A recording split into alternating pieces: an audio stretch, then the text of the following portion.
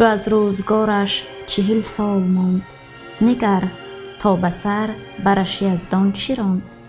در ایوان شاهی شب دیریاز، به خواب اندرون بود با ارنواز.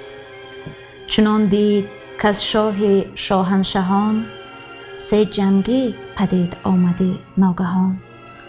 2 مهتر یکی کهتر اندر میان، به بالای سرو و به فر کیان. کمر بستن و رفتن شاهوار، به جنگ اندرون گرزه گاوسار. دمان پیش ضحاک رفته به جنگ، زده بر سرش گرزه گاورنگ. یکایک همان گرد کهتر به سال، ز سر تا به پایش کشیده دوال. بدان زه 2 دستش ببسته چو سنگ، نهاده به گردن برش پالهنگ. بدین خواری و زاری و گرم و درد، پراکنده بر تارکش خاک و گرد. همه تاخته تا دماوند کوه، کشان و دوان از پس اندر گروه. بپیچید ضحاک بیدادگر، بدریدش از بیم گفته جگر.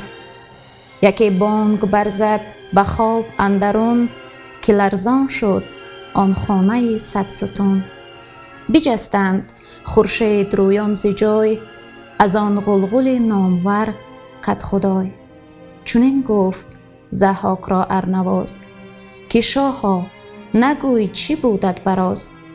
که آرام خفتد و در خان خویش، بدین سان بترسیده از جان خویش. زمین 7 کشور به فرمان توست، دد و دیو و مردم نگهبان توست. چی بودت کز آن سان بجستی ز جای، به ما بازگوی ای جهان کدخدای. به خورشید رویان سپهدار گفت، که چنین شگفتی نماند نهفت. که این داستان گر ز من بشنوید، شودتان دل از جان من ناامید. به شاه گرانمایه گفت ارنواز، که بر ما بباید گشادند راز.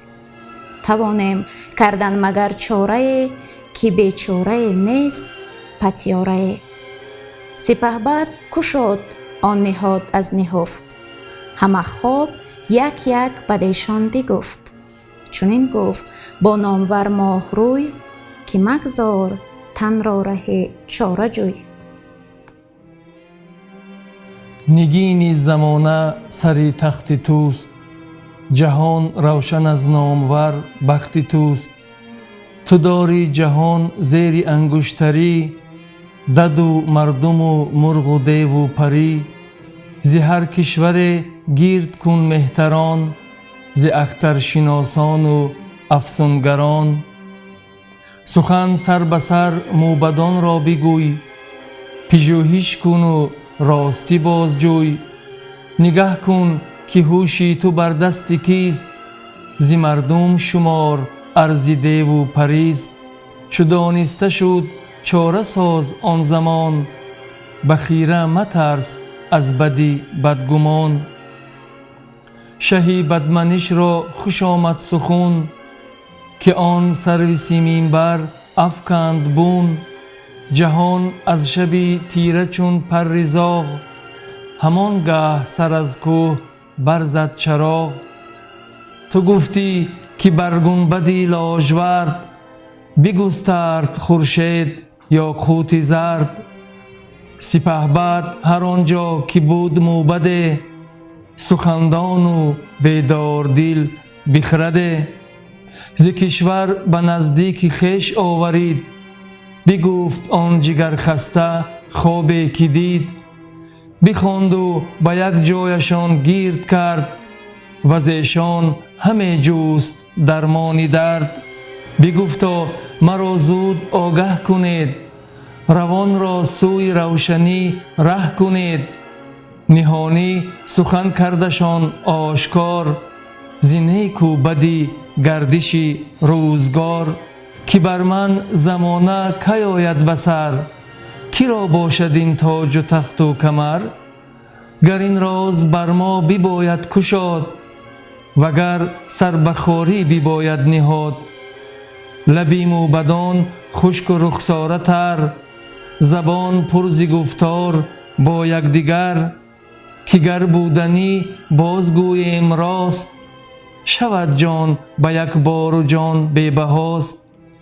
وگر نشنود بودنی ها درست، بباید همکنون ز جان دست شست. 3 روز اندر آن کار شد روزگار، سخن کس نیاریست کرد آشکار. به روز 4 برآشفت شاه، بر آن موبدانی نماینده راه. که گر زنده تان دار باید بسود، وگر بودنی ها بباید نمود.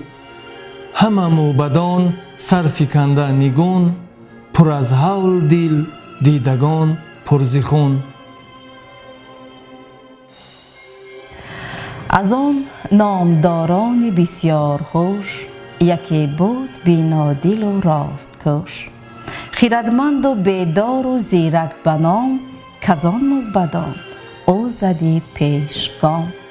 دلش تنگتر گشت و ناباک شد، گشاده زبان پیش ضحاک شد. بدو گفت پردخته کن سر ز باد، که جز مرگ را کس ما در نزاد.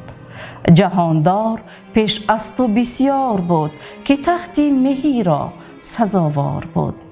فراوان غم و شادمانی شمرد، برفت و جهان دیگری را سپرد. اگر باره آهنینی به پای، سپهرت بیاساید نمانی به جای. کسی را بود زین سپس تخت توی، به خاک اندر آرد سری بخت تو. کجا نام او آفریدون بود، زمین را سپهر همایون بود. هنوز آن سپهبد ز مادر نزاد، نیامد گهی ترسش و سرد باد.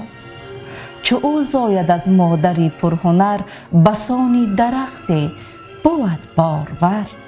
به مردی رسد برکشد سر به ماه، قمر جوید و تاج و تخت و کلاه.